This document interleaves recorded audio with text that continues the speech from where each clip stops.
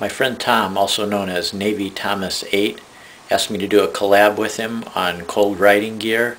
Now, mostly this collab is just him doing it and me doing the introduction, so it's 90% him and only 10% me, if that.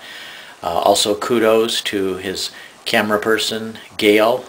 So here is Navy Thomas, Tom, and his advice on cold weather riding gear.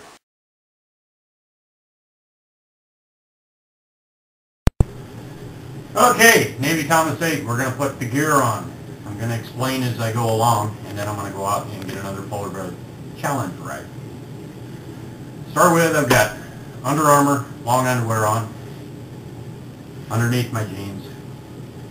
Just have a regular long sleeve shirt.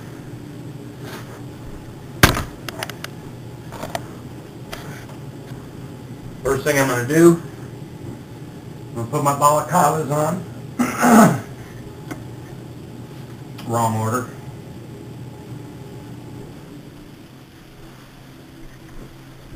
This balaclava comes down to my chest. I'm covered that far.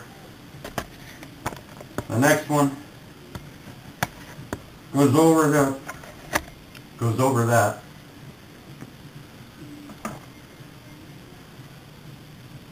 That'll pretty much stay in place. Next thing is a standard sweatshirt. This one says Navy.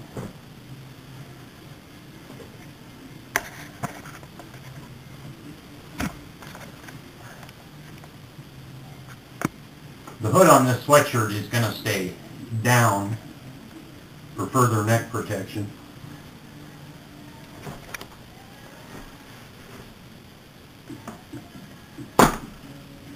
Okay, next thing that's going to go on is my coveralls. These are insulated all the way down to your ankles. They're great for snow blowing. You can work up a sweat in them.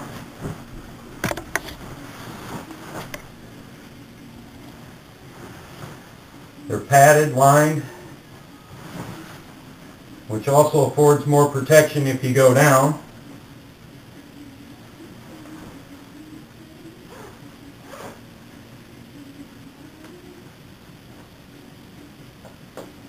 I'm buttoned up in there.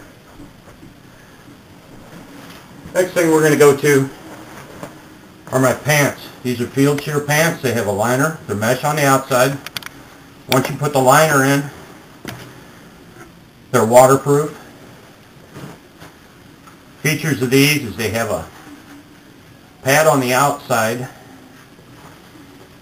Inside of there is hard plastic knee guards. Come down to your shin. They're zippered on the sides.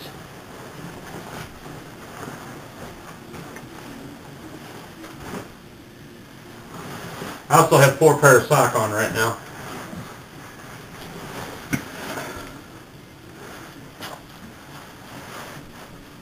So those of you that think I'm navythomas8, the crazy one that rides on hardpack,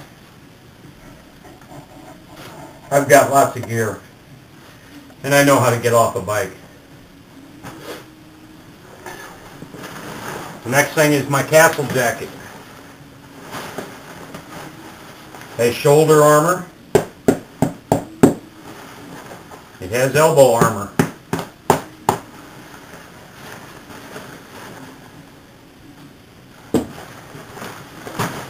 Has a pad in the back for going down. Nothing in the front. Always struck me as kind of strange. They could have done that.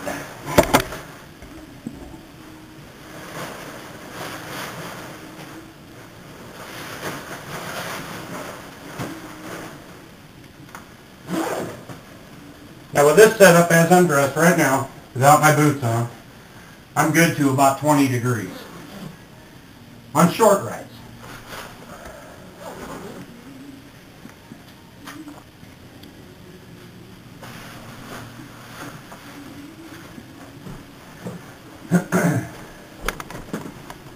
These are my boots.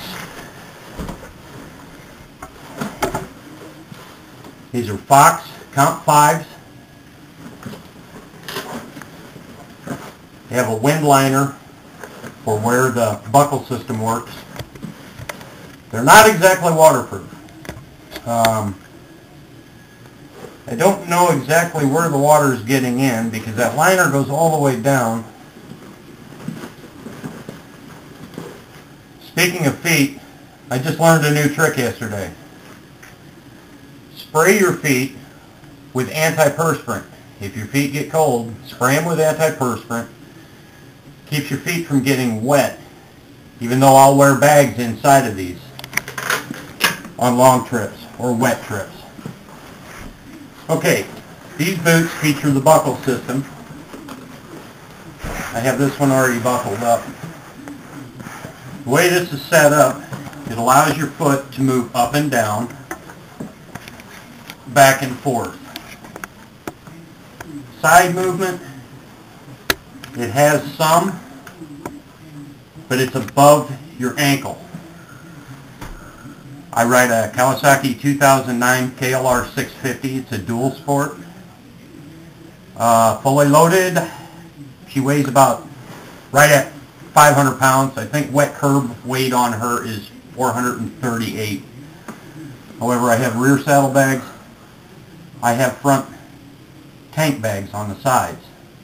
I also have my tank bags, the Eiffel Tower system on the front, up on top of the tank.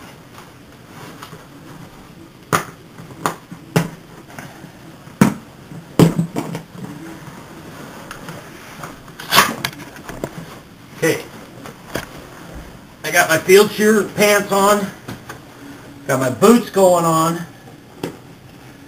It's just a hook and buckle system. You get your first two on, now you're going to pull your pant leg up, get that wind liner secured, and the straps are fully adjustable for more gear. I've got the boot set very loose to get all this gear on.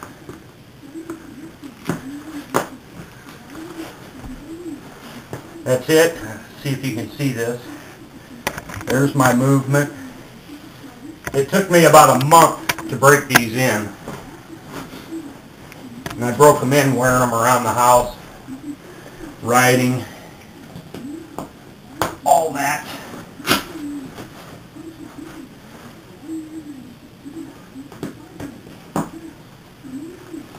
I have been down on my bike, not this winter.